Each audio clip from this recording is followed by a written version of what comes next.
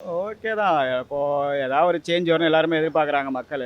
ஏன்னா எல்லாருமே இந்த 2 திராவிட கட்சிகள்னு சொல்லிட்டு 50 வருஷம் ஆண்டு ஒன்றும் பெருசாக ஒன்றும் பண்ண மாதிரி தெரியல. ஸோ அவர் வந்து ஒரு சேஞ்சு கொடுத்தா கொஞ்சம் நல்லாயிருக்கும் தான் என்னோட ஒப்பீனியன் இது பர்சனலாக.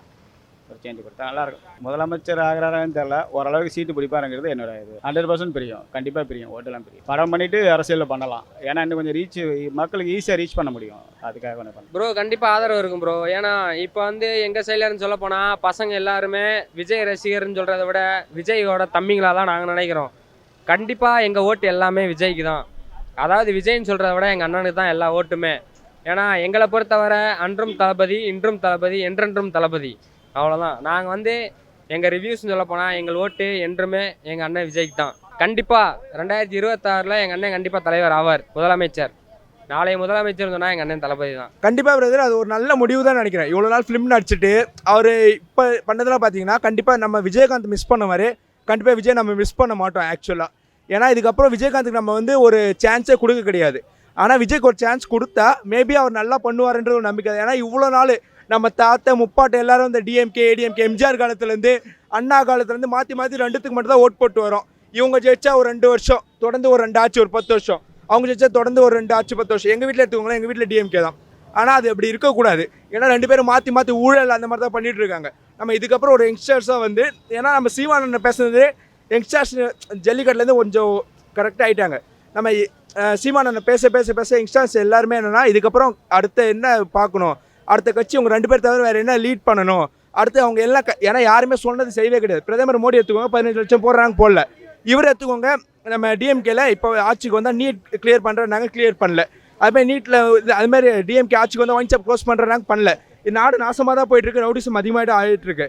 ஸோ சீமானுக்கும் விஜய்க்கும் ஒரு லீட் கொடுக்கலாம். அவங்க ஒரு சான்ஸ் கொடுத்தா மேபி அவங்கள ப்ரூஃப் பண்ண அவங்கள கரெக்டாக அவங்க மெயின்டைன் பண்ண ஒரு நம்பிக்கை தான் பிரதர். ஸோ நம்ம 2026 நம்ம சீமானுக்கு சரி விஜய்க்கு சரி நம்ம லீட் பண்ணலாம், ஓட் போடலாம் பிரதர். கண்டிப்பாக பிரதர், சீமானு விஜய் சேர்ந்தாங்கன்னா அது அடிச்சுக்க பேரே கிடையாது. நம்ம விஜயும் சரி சீமான் சரி அவங்க தான் ஜெயிப்பாங்க பிரதர். தரமான ஆட்சி கொடுப்பார் தளபதி. ஜாதி இல்லாத அரசியல்லாம் நல்லது. தமிழ்நாடு நல்லா பண்ணுவார் தளபதி. கண்டிப்பாக ஜெயிப்பார்ண்ணா. கண்டிப்பாக முதலமைச்சர் ஆவார்.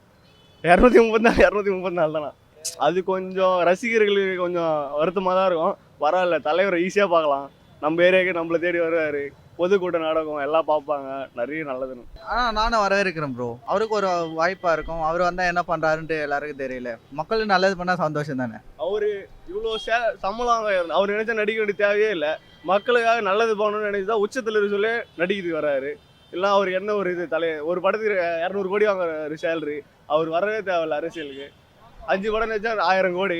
அவர் மக்கள் நம்ம நல்லது பண்ணியிருக்காங்க. நம்ம அவ்வளோதான் பெரிய ஆளாக இருக்கோம். அதனால மக்கள் நல்லது பண்ண தான் வராரு அரசியலுக்கு. அவர் கண்டிப்பாக நல்லது பண்ணுறாரு. தமிழ்நாடு முன்னேற்ற அடையும் தலைவரால். இல்லை, அவர் ஆரம்பிச்சிருக்கிறது ஃபஸ்ட்டு விஜய் சாருக்கு ஒரு வாழ்த்துக்கள். இப்போ அவர் ஆரம்பிச்சிருக்கிறது ஒரு பெரிய நல்ல விஷயம். அதுவும் யார் வேணாலும் ஆரம்பிக்கலாம். எல்லா தலைவர்களும் எல்லா நடிகர்களும், நானும் ஒரு சக நடிகளாக இருந்து அவர் வாழ்த்து சொல்கிறேன். அது பிரச்சனை இல்லை.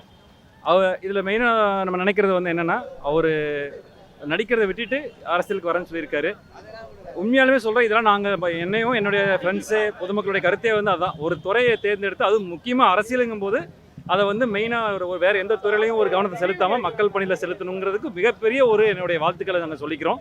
உண்மையாகவே ரொம்ப மனசுக்கு சந்தோஷமாக இருக்குது. ஆனால் இதை தாண்டி அவர் வந்து நிறைய திட்டங்கள் புதுசாக கொண்டு வரணும்.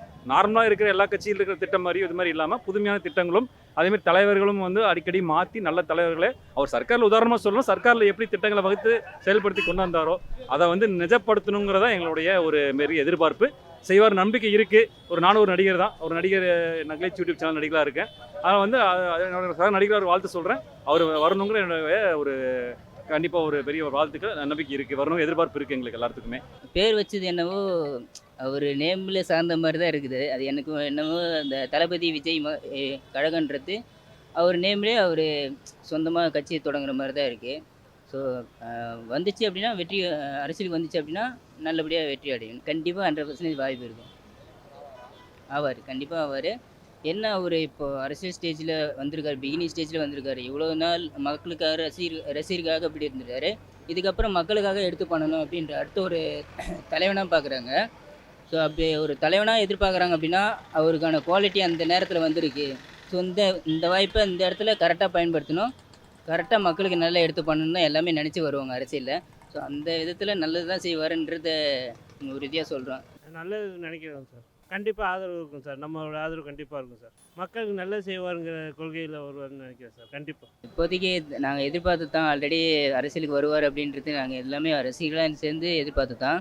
ஸோ ஸ்டார்டிங்கில் ஒரு சினி ஃபீல்டில் இருக்கும்போது சினி ஃபீல்டில் நல்ல ஒரு வாய்ப்பை எடுத்து அப்படி படிப்படியாக மேலே போனவர் தான். இப்போது ஓரளவுக்கு நல்ல ஒரு ரசிகர் மனசுலையும் கவர் ஆகிட்டாரு, மக்கள் மனசுலையும் இடம் பிடிச்சிட்டாரு. அப்படின்றப்போ அவர் இப்போ அரசியலுக்கு வராரு அப்படின்றது எல்லாமே எதிர்பார்ப்போடு தான் இருந்திருப்பாங்க.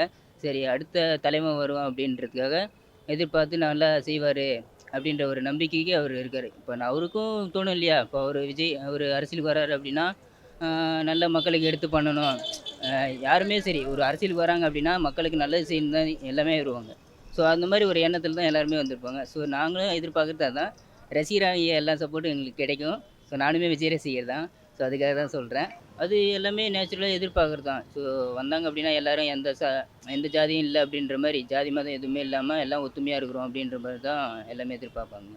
ஸோ இதுக்கப்புறம் அவர் அரசியலுக்கு வந்தார் அப்படின்னா அடுத்த கட்டத்துக்கு கொண்டு போவார், மக்களை அடுத்த கட்டத்துக்கு நல்ல விதத்தில் கொண்டு போவார் அப்படின்னு ஒரு நம்பிக்கை இருக்குது.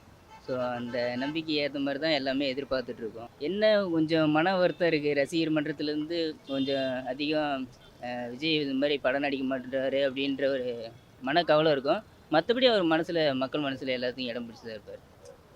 அதாவது அரசியல் வந்துட்டார் அப்படின்னா சினிமா துறையில் இப்போ வந்த ரசிகரை கவர் பண்ணாங்க அப்படின்றப்போ, இப்போ அரசியலில் வருவார் அப்படின்னா நல்ல ஒரு மக்களை நல்லா கவர் பண்ணி அடுத்த கட்டத்துக்கு கொண்டு போவான், அடுத்து ஒரு நல்ல நிலைமையில் கொண்டு போவாங்க நாட்டை அப்படின்ற ஒரு மாற்றம் நடக்குன்னு நம்பிக்கை இருக்குது.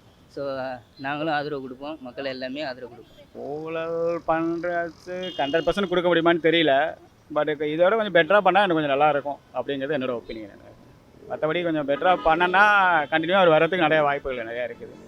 பண்ணுவார்னு ஹோப்பும் இருக்குது, பார்க்கலாம் எதிர்பார்த்துட்டு. கரெக்டு தான், இப்போ தான் ஆரம்பிச்சிருக்காரு. இப்போ உடனே அவர் போய் நாடாளுமன்றம் ரெண்டு மாதத்தில் வரப்போகுது, இறங்கி எதுவுமே பண்ண முடியாது. இப்போ ஒரு ஸ்டார்ட் பண்ணனா கண்டிப்பாக எம்எல்ஏ எலெக்ஷனில் இது பண்ணலாம், ரீச் பண்ணலாம். தளபதி வெற்றி கழகம் மாற்றிடலாண்ணா. அது தளபதி வெற்றி கழகம் அப்படி வருது, தளபதி விஜய் வெற்றி அப்படி வருதா, வெற்றி விஜய் எல்லாம் எப்படி வேணா சொல்லலாம்ண்ணா. அது ப்ரோ கண்டிப்பாக நாங்கள் எங்கள் ஆட்சிக்கு வந்தால் எல்லாம் ஒற்றுமையாக இருப்போம், எல்லாம் சீக்கிரத்தில் இதாக ஆகும். அது முழுமையாக அரசியலில் ஈடுபட போகிறேன்னு சொன்னால் எங்கள் அண்ணன் முழுக்க மக்களுக்காக சேவை பண்ண போகிறாருன்னு அர்த்தம்.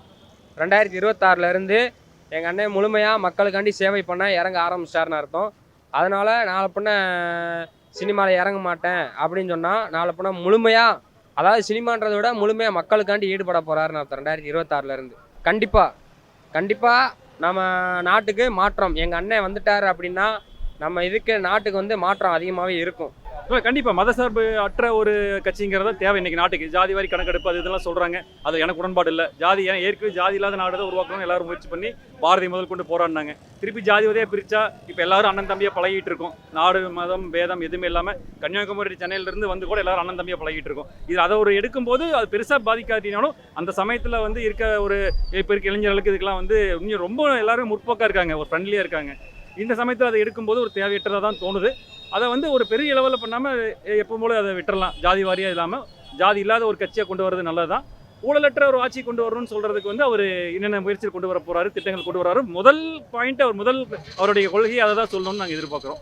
ஊழலை ஒழிக்கிறதுக்கு அவர் என்ன திட்டங்கள் கொண்டு வந்திருக்காரு, எப்படி கொண்டு வர போகிறாருங்கிறது தான். அதுதான் எங்களுடைய எதிர்பார்ப்பு. இல்லை வாய்ப்புங்கிறது வந்தால் நல்லாயிருக்கும். என்னை என்னோட கருத்து என்னன்னு கேட்டால், யாராக இருந்தாலும் புதியவர்களுக்கு வாய்ப்பு தரலாம். இப்போ ஸ்டாலின் சார் வந்தார், அவர் புதுசு, அவர் கண்டிப்பாக எந்த கட்சியாக இருந்தாலும் அவருக்கு தான் ஓட்டு போட்டிருப்பேன்.